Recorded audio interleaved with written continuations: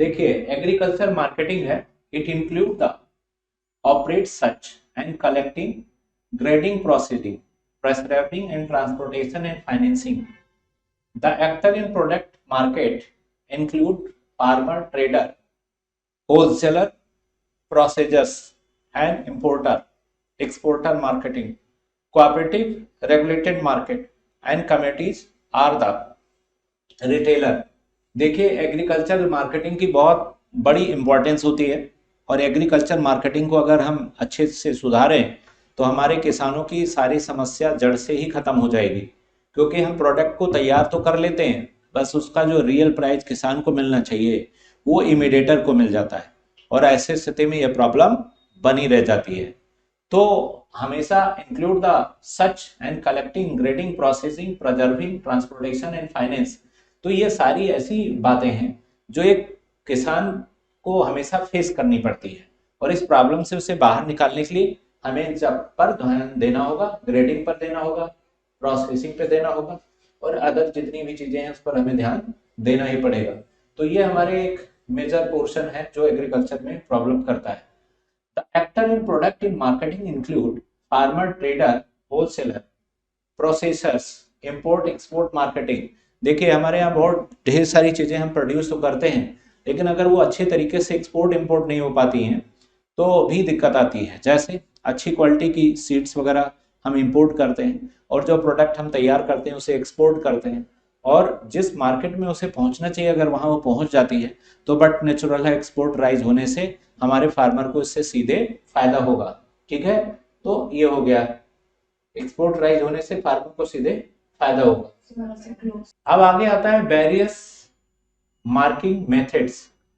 The various marketing method are as follows. क्या होगा? Rural primary market, किसान जहां अपनी फसल तैयार करता है अगर उसी खेत के पास एक मार्केट बना दी जाए जिसमें 2-4 गांव के लोग इकट्ठा होके परचेज करने आए तो किसान की समस्या तो वहीं की वहीं हल हो जाएगी, ट्रांसपोर्ट कास्ट भी बचेगा और उस एरिया के लोगों को एक ताजी फल सब्जी सब वहीं पर मिल जाएगा. तो गांव के जिस एरिया में हो वहीं पे एग्रीकल्चर मार्केटिंग की व्यवस्था होनी चाहिए. प्रोडक्ट मार्केट, हाट फेयर्स, जैसे विदेशों में लगता है हाट लगता है, खेतों के बीच हाट लगती है तो लोग अपनी गाड़ी से जाते हैं और वहां बाजार में सब्जी लेकर आ जाते हैं. हाट हाट खेतों के बीच में लगता है, यहाँ मार्केट में आके लोग सेल करते हैं, वहां मार्केट में नहीं होता, खेत के बीच में मार्केट होती है. एक खेत थोड़ा सा बड़ा होता है और उसी के बीच में मार्केट लगी होती है. तो शहर के लोग जाके वहां खरीदते हैं, यानी किसान को अपने प्रोडक्ट शहर में नहीं लाना पड़ता, शहर के लोग जाके गांव से लेकर आते हैं क्योंकि लोगों के पास ट्रांसपोर्ट फैसिलिटी है. तो किसान बच जाते हैं ट्रांसपोर्ट कास्ट जोड़ने से, नहीं तो वैसे ही उनकी फसल सस्ती बिकती है और ट्रांसपोर्ट काट अलग से लगाते हैं. तो किसान एक को एडवांस पैसा वहां के लोग देते हैं और उसी जहां पे फसल है वहीं से जाके लोग खरीद कर लाते हैं, गाड़ी लेकर जाते हैं वहीं खरीद के ले आते हैं. किसान लेके शहर में सब्जी बेचने नहीं आता, जहां पे सब्जी है वहीं पे जाके लोग उसी के खेत से लेकर आते हैं, जिससे सब्जी भी ताजी मिलती है और किसानों की ट्रांसपोर्ट कास्ट बच जाती है, जिससे किसान प्रॉफिट में होते हैं. हमारे यहाँ क्या होता है, जितने की सब्जी नहीं उससे ज्यादा ट्रांसपोर्ट कास्ट लग गया, अब सब्जी महंगी हो गई, शहर में बिकी नहीं, फिर लाद के ले जाए वो नहीं बिकी तो इससे बचाने के लिए वहां सीधे सीधे खेतों में जाकर के लोग सब्जी खरीद कर लाते हैं. सबके पास गाड़ियां हैं, एडवांस किसान को पैसा दे देते हैं तो उससे मनी की भी क्राइसिस नहीं होती है, वो अपनी खेती में पैसा लगाता है और जब तैयार हो जाती है तो उसको वहां से वो लोग परचेज करते रहते हैं और उसका पैसा भी अदा होता रहता है किसान को. तो cooperative marketing, the cooperative marketing and alternative to the private dealer with the main objective of securing large share of profits and the product. ये जो कोऑपरेटिव मार्केटिंग है ये एक लार्ज शेयर्स है प्रॉफिट एंड उसका. फिर आता है कि प्रॉफिट रेशियो जब हमारा बढ़ेगा तभी हम आगे बढ़ेंगे, प्रॉफिट बढ़ना चाहिए, प्रॉफिट रेशियो. इसके बाद फिर देखो जरा कॉन्ट्रैक्ट फार्मिंग क्या होता है. कॉन्ट्रैक्ट फार्मिंग का मतलब होता है कि एग्रीकल्चर के 3 पार्टनर बना दिए जाएंगे, एक लैंड का होल्डर मालिक होगा और एक जो मशीनरी प्रोवाइड करेगा वो होगा और एक सीड्स और फर्टिलाइजर का मालिक होगा. तो 3 पार्टनर को हम एग्रीकल्चर में इन्वॉल्व कर देंगे और इनकी इक्वल शेयर इक्विटी कर देंगे कि जो प्रोडक्ट तैयार होगी उसमें इनको इक्वल पार्टिसिपेशन करना होगा. तो मनी रेशियो में जिसकी जो पार्टनरशिप बनती है उसको प्रोडक्ट जब तैयार हो जाएगी तो उसके फाइनल में वही चीज उसको मिलेगी. 100 रुपए की प्रोडक्ट किसी के पार्टनरशिप है 33 दिनों की हो गई तो जो प्रोडक्ट 100 रुपए की सेल होगी 33 रुपये एक एक आदमी के हिस्से में आता जाएगा, क्योंकि कास्ट का जो रेशियो है वही उसका प्रोडक्ट के रेशियो में इंक्लूड हो जाएगा। तो यहाँ पर ये चीज लागू होती है और इससे भी हम काम कर सकते हैं। आगे अब आता है कि कमोडिटी मार्केट क्या है। It is about trading of precious, metals, energy, species and so on, national commodity and derivative exchange, multi commodity and exchange of India. ये सब सारी चीजें चलती रहती हैं। कमोडिटीज मार्केट क्या होता है, जहाँ पे सारी गुड्स सेल होती है। ये नेशनल लेवल पर भी है, इंटरनेशनल लेवल पे है और अदर लेवल पे भी सभी जगह कमोडिटीज मार्केट। फिर आता है future market. In future contract the buyer has the obligation to the purchase specific asset and the seller has to sell and deliver that asset at a specific future date. Future market का भी हमारा बहुत बड़ा role होता है। Future market future में सब्जी बेचने के लिए तैयार की जाती है। फ्यूचर मार्केट का मतलब प्रेजेंट में नहीं, जो चीज अभी फ्यूचर में बेची जानी है उसको क्या बोलेंगे आप, फ्यूचर मार्केट। और ये asset and the seller has to sell deliver an asset in specific future, ये फ्यूचर में इसका उपयोग किया जाता है और फ्यूचर में ऐसी मार्केट का बहुत ज्यादा उपयोग है भी। इसके बाद आता है एग्रीकल्चर मार्केटिंग एंड पॉलिसीज। अब इसमें देखो कि क्या है, इसमें है due to restrictions impose by agriculture products market committee APMC gate proceed by various state, Indian farmer can only sell their produce from gates of local market village APMC mandis to the government and the minimum support of price MSP. MSP कहाँ से आती है भाई, क्यों MSP होनी चाहिए, हमारी जो प्रोडक्ट तैयार है उसके प्राइस उस लेवल से भी नीचे ना आ जाए, इसलिए एमएसपी होनी चाहिए। किसान कोई चीज तैयार करता है और अगर उसकी कास्ट से नीचे बिकने लगेगी तो किसान को तो उल्टा घाटा हो गया, 6 महीने तो उस प्रोडक्ट को तैयार करने में लगा। अब एमएसपी डिसाइड कौन करता है, एग्रीकल्चर मिनिस्ट्री डिसाइड करती है। एमएसपी कौन डिसाइड करता है, एग्रीकल्चर मिनिस्ट्री। ये डिसाइड करती है कि एमएसपी क्या हो और कैसे हो, ये वही तय करता है। फिर the introduction of electronic national agriculture marketing इनोम। आज हम जो भी प्रोडक्ट तैयार कर रहे हैं वो सब इलेक्ट्रॉनिक माध्यम से उसको हम सेल कर सकते हैं, इलेक्ट्रॉनिक माध्यम से उसकी कॉस्ट पता कर सकते हैं, उसके प्राइजेस पता कर सकते हैं और देश की सारी मंडी के रेट हमारे पास किससे आ जाते हैं, ऑनलाइन की वजह से आ जाते हैं। कौन सी चीज कहां पर कितने रेट में बिक रही है, उसकी कॉस्ट प्राइस क्या होनी चाहिए, सेलिंग प्राइस क्या होनी चाहिए, तो ये सब हमें आसानी से पता चल जाती है। इस बारे में हमें ज्यादा कुछ करना नहीं पड़ता। अब आता है कि मार्केटिंग लैंड एंड होल्डिंग, जैसे time cost transactions, quality assessment challenges, transportation, logistics, ये सब बहुत मेन बातें हैं। आज हम एग्रीकल्चर में करते हुए इन सब चीजों पर विशेष हमें ध्यान देना होगा कि अगर हम इनको फोकस करें तो बहुत आसानी से चीजें आगे बढ़ सकती हैं। Marginal land holding, ranging from productivity is the critical long term increase the farmer, increase India and fermentation mean the many Indian farmers are the framing plots such as small size, even doubling their income would leave them with the average and earning। आप देखो जब तक किसी को price का फायदा नहीं मिलेगा, कास्ट कम और प्राइस अधिक नहीं होगा, तब तक कोई फार्मर सरप्लस में नहीं आ सकता। तो हम क्या करेंगे, मार्जिनल लैंड होल्डिंग, खेत पर हम ज्यादा पैसा खर्च कर देते हैं और गेन उससे कम करते हैं। तो मार्जिनल लैंड होल्डिंग का मतलब क्या है, एक किसान बहुत ज्यादा खेत लेके बैठा हुआ है, एक के पास है ही नहीं, एक के पास बहुत कम है। तो यहाँ पर रिक्वायरमेंट ऑफ लैंड के हिसाब से हर फैमिली को उतनी जमीन उसके पास होनी चाहिए जितना उसकी सर्वाइवल कास्ट आती है। गांव में क्यों लोग जाते हैं रहने, जमीन के लिए, और उनके पास किसी के पास जमीन नहीं तो फिर वहां रहने का कोई फायदा भी नहीं होता उनको। तो जमीन होनी चाहिए और ज्यादा जिनके पास है उनसे लैंड ली जानी चाहिए, जिनकी बेसिस ऑफ लैंड है उनसे वो लैंड ले लेनी चाहिए। फिर आता है in India nearly 85% of agriculture land holding small marginal and less 2 hectare. 85% के पास तो बहुत लैंड है, ठीक है, कम लैंड है, 2 हेक्टेयर से ज्यादा नहीं है, मतलब 12 बीघे से ज्यादा नहीं है 85% फार्मर के पास। इसके बाद आता है Ashok Dalwai committee report, doubling farmer income estimated in doubling income will be required agriculture growth rate of 10 to 11% per annum until 2022 and 23। Agriculture growth rate अगर 11 से 13% के आसपास चली जाए तो हमारे फार्मर को फायदा है। जैसा मैंने पहले भी बताया कि एग्रीकल्चर ग्रोथ हमारी 4% हुआ करती थी, तो 4% एग्रीकल्चर ग्रोथ से हमें कभी फायदा नहीं मिला। ये एग्रीकल्चर ग्रोथ बढ़कर कितनी हो जानी चाहिए, बोलो 10 से 11%, क्योंकि मैं पहले ही बता चुका कि 1% पॉपुलेशन ग्रोथ के लिए 4% जीडीपी का होना जरूरी है।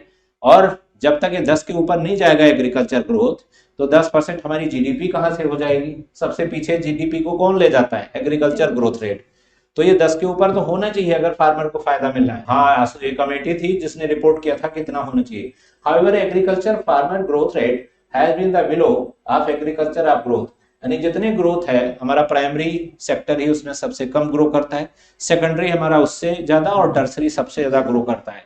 इसलिए सर्विस सेक्टर में लोग ज्यादा पैसा लगाते हैं और खेती करने कोई नहीं जाता। टाटा बिरला अंबानी कोई खेती इसलिए नहीं करते क्योंकि सर्विस सेक्टर में ग्रोथ ज्यादा और प्राइमरी सेक्टर में सबसे कम है, तो इसका सीधा नुकसान उनको हो जाता है, इसलिए वहां पर कोई नहीं जाता। एक बात ये भी। फिर आता है effort of government in the field of agriculture. अब यहाँ पर क्या आएगा, government has taken many steps to the improve agriculture marketing. Some of these are, पहला किसान rail, they are multi commodity train considering refrigerated coaches transport perishable agriculture product from supply center to the demand of the center। यहाँ पर ये supply centre होता है, demand centre होता है, इसको मेन हम फोकस करते हैं। Agriculture produce market committee APMC and APMC in market board established by state government in India to ensure farmer are safeguard from exploitation by large retailers। देखिए, हम थोक में कोई चीज बेचते हैं और रिटेल में, तो दोनों में अंतर होता है। हमारे यहाँ रिटेल में एफडीआई को उतना डेवलप करने नहीं दिया जा रहा जितना थोक में। अगर रिटेल स्टोर खोले जाए, विदेशी लोगों को आने दिया जाए, तो इंडियन इकोनॉमी तेजी से ग्रो करेगी। लेकिन यहाँ के लोगों के द्वारा इसका विरोध किया जाता है, इसलिए हम इसमें परमिशन नहीं दे पा रहे हैं। और एग्रीकल्चर में भी एफडीआई को आने देना चाहिए, क्योंकि किसानों के साथ कंपटीशन होगा तो इंडियन एंड फार्मर किसान के बीच कंपटीशन बढ़ेगा। ऐसी स्थिति में प्रोडक्ट की क्वालिटी सुधरेगी, ठीक है, और फार्मर का बेनिफिट्स भी बढ़ेगा। जैसे इंडियन टेलीफोन का कंपटीशन होने लगा वोडाफोन से, एयरटेल से, क्वालिटी सुधर गई कि नहीं। नहीं तो अगर किसी से ना कंपटीशन रहे किसी का, तो कभी कोई क्वालिटी नहीं सुधारेगा, ठीक है। क्वालिटी कब सुधरती है, जब कंपटीशन रहता है। Agriculture marketing information network AGMA net G2C government portal है। फिर है e NAM, national agriculture marketing in the pan India electronic trading portal, linking existing APMC, ठीक है। Mandis create to unified market for agriculture, communities पर ये related है। फिर आता है कम्युनिटीज एंड ब्रांड, जितनी हमारी कम्युनिटीज है और ब्रांड है उस पर भी हमें फोकस करना चाहिए। कम्युनिटी और ब्रांड को लेकर के भी हमें आगे बढ़ना चाहिए। अगर हम ब्रांड यूज नहीं करेंगे तो आगे भी कुछ नहीं कर सकते, तो brand is the must. Soil health card scheme, the scheme was launched by government of India in February 2015। इसमें है agriculture export policy 2018। The government introduced the policy with objective to strive the double India share in the world agriculture export by integrated with global value chains enables farmer to get benefits export opportunities in the overseas market। और जितनी भी market है सभी में export opportunities provide की जानी चाहिए, export बढ़ाने से ही हम आगे बढ़ेंगे। फिर आता है प्रधानमंत्री किसान सिंचाई योजना, प्राइम मिनिस्टर किसान सिंचाई योजना सेंट्रली स्पॉन्सर्ड स्कीम है और ये लॉन्च हुई थी कब, 2015 में। किसान ऊर्जा सुरक्षा, ठीक है, एवं उद्यम मध्या भी ये भी होगा। IITM promote to energy among the farmers, यहाँ पे जो एनर्जी है उसको प्रमोट करेगा। मेघदूत ऐप है, ministry of earth science and agriculture have launched their mobile application will be provide the location and crops live stocks and weathers. कौन सी कितनी क्रॉप्स किस एरिया में है और उसका क्या यूज हो सकता है, इस मोबाइल एप्लीकेशन से हम ये बात जान सकते हैं। तो कौन सी चीज और किस एरिया में कितनी मात्रा में हम यूज कर सकते हैं, उसका क्या रिस्पांस होगा, क्या रिजल्ट होगा, तो इस सब के लिए हमारा ये ऐप काम करता है। तो आज एग्रीकल्चर सेक्टर काफी हाईटेक होता जा रहा है। एग्रीकल्चर डेवलपमेंट्स में हम पूरी तरह ध्यान दे रहे हैं और आने वाले टाइम में हम विकसित देशों की बराबरी एग्रीकल्चर सेक्टर में कर लेंगे। और जिस दिन एग्रीकल्चर विकसित देशों की बराबरी हो जाएगी उस दिन भारत का किसान अमीर हो जाएगा, कोई भी किसान गरीब किसी भी कीमत पर नहीं रह जाएगा। किसान गरीब कब है? जब क्या नहीं हो रहा है? जब तक एग्रीकल्चर इंप्रूवमेंट्स नहीं हो रहे हैं, और जैसे एग्रीकल्चर इंप्रूवमेंट्स हो जाएंगे किसान अमीर हो जाएंगे, गरीबी जड़ से खत्म हो जाएगी, कोई भी गरीब नहीं होगा। Organic farming according to food safety and standard authority of India FSI, organic farming system of design and management create ecosystem agriculture production without use of synthetic external inputs such as chemical fertilizer, pesticides and synthetic hormones of genetically modified organism। और organic जो productions है, एक तो इसकी quality अच्छी होती है, दूसरा ये पोल्यूशंस नहीं फैलाता, और इसके यूज करने से हमें कोई निगेटिव हमारे शरीर में कुछ नहीं जाता, जिसका फायदा हमारी पूरी बॉडी को मिलता है। Organic from produce means produce obtain in organic agriculture, while organic food means food products that have been produced in accordance with the specified standard of organic production। तो हमारा ये ऑर्गेनिक प्रोडक्शन का जो standard है वो धीरे धीरे improve हो रहा है, जिसकी वजह से हमें काफी इसका फायदा आने वाले टाइम में मिलना है। Indian scenario regarding agriculture farming, Sikkim became the first state of the world fully organic agriculture. Sikkim Bharat का पहला स्टेट है जहां फुली ऑर्गेनिक एग्रीकल्चर 2016 से शुरू हुई। North east India has traditionally have organic and consumption of chemical for less than the rest of the country. North जो east है उसमें सबसे अधिक केमिकल यूज किए जाते हैं, सबसे कम केमिकल यूज किए जाते हैं, तो सबसे हेल्दी फूड प्रोडक्शन जो है नॉर्थ ईस्ट में इस समय तैयार हो रहा है। Similarly the tribal island territory have been traditional practices organic farming. तो ऑर्गेनिक फार्म जो फार्मिंग है ये ऐसे आइसलैंड पे टेरिटरीज पे करना बहुत ही अच्छा रहेगा। Government initiative in the field of organic farming, government initiative to promote organic farming. क्यों? क्योंकि इससे कास्ट घटेगी, हेल्थ जो भी प्रोडक्ट तैयार होगी वो गुड होगी और हेल्थ के लिए अच्छी होगी, तो इसको प्रमोट किया जाना चाहिए। फिर आता है पैरामागत कृषि विकास योजना। इसमें देखो, इसमें क्या होता है, component of soil management SHM, the major project of national mission of sustainable agriculture MMSA, certification scheme food safety and standard of authority of India is the food regulator in the country and also responsible for regulating organic food in the domestic market and imports। आज हमारा domestic market, import, export ये सब rise हो रहा है। Participatory guarantee system PGS, it is the process of certify organic products and ensure the production take the place of accordance with laid down quality and the standard। अब हमारा quality standard जो है वो बढ़ रहा है धीरे धीरे, और इंटरनेशनल मार्केट में हमारी प्रोडक्ट जो है कंपटीशन में अब आ गई है।